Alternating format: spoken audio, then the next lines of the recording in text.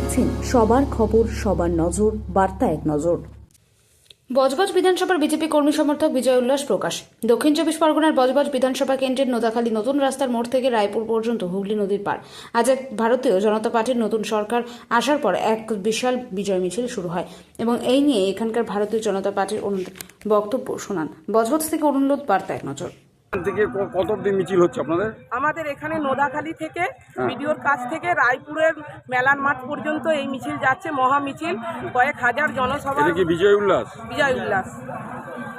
আচ্ছা, আপনারা এলাকার শান্তি শৃঙ্খলা এই মুভমেন্টে আমরা সবাই ভালো আছি। ভট্টাচার্য বলেছে শান্তি শৃঙ্খলা রাখতে। আমাদের পাড়া এখন আপনাদের মধ্যে কিছু লোক গেরুয়া টিপ পুরো ঢুকে পড়ছে। হ্যাঁ, এটা কিন্তু হচ্ছে, ঢুকে করে বদনাম করার জন্য। সেটাকে কিভাবে লক্ষ্য করবেন? আমরা দেখতে পাচ্ছি অলরেডি এই বছর ইলেকশনেতেই যারা টিএমসির পোলিং এজেন্ট ছিল তারাও দেখছি আমাদের সঙ্গে গেরুয়া আবির মেখে তারা দেখছি আমাদের মহা মিছিলে অংশগ্রহণ করেছে।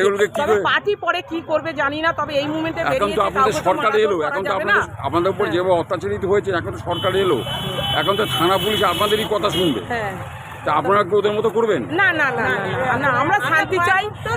সবাই মিলে গ্রামের সৈনিকরা সবাই ভাবি একটা মানে যে নরেন্দ্র মোদী আমাদের মানে ভগবান, আমাদের কাছে এই মুহূর্তে ভগবান।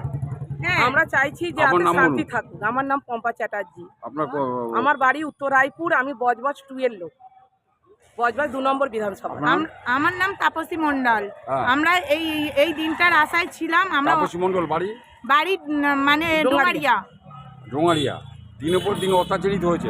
হ্যাঁ, আমরা প্রচুর অত্যাচারের শিকার হয়েছি। হয়তো এই ইলেকশনে যদি না জিততে পারতাম আমাদের আর হয়তো বডি থাকতো না, হয়তো এতক্ষণে আমাদের সদ্গতি হয়ে যেত।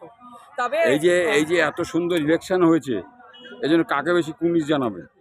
আমরা চাইছি সমস্ত জনগণকে, কেন জনগণের এই যে নির্বাচনটা হয়েছে কাকে এই কুর্নিশটা আমরা জানাতে চাইছি সমস্ত নির্বাচন কমিশন, সৈন্যবাহিনী, যারা বিএসএফ, যেসব সেনাবাহিনীরা আমাদের এসেছে, ওরা যদি না আমাদেরকে বা ওদেরকে যেন রুখতো ছাপ্পা মারা থেকে, বিভিন্ন দুর্নীতিমূলক কাজ থেকে, তাহলে আমরা এই ভোট দিয়েও আমাদের কোনো লাভ হতো না। বলে সেনাবাহিনী ছিল বলে এবং আমাদের প্রধানমন্ত্রী নরেন্দ্র মোদীর এই ভালোভাবে এই পরিচালনা করার জন্য আমরা এই যে যেসব প্রকল্পগুলি ঘোষণা করেছে সবেতে সরকার বসছে, এগুলি যাতে হয় সেইভাবে আপনারা অনুরোধ করবেন। হ্যাঁ, আমরা চাইবো যেন আমাদের অন্তত বজবজ টুকটাকে একটু ওনারা লক্ষ্য করুন। অন্যান্য জায়গায় কি করছে জানি না, আমাদের এই দিকটা দেখলেই আমরা খুশি হব, যেন আমরা ভালো থাকতে পারি।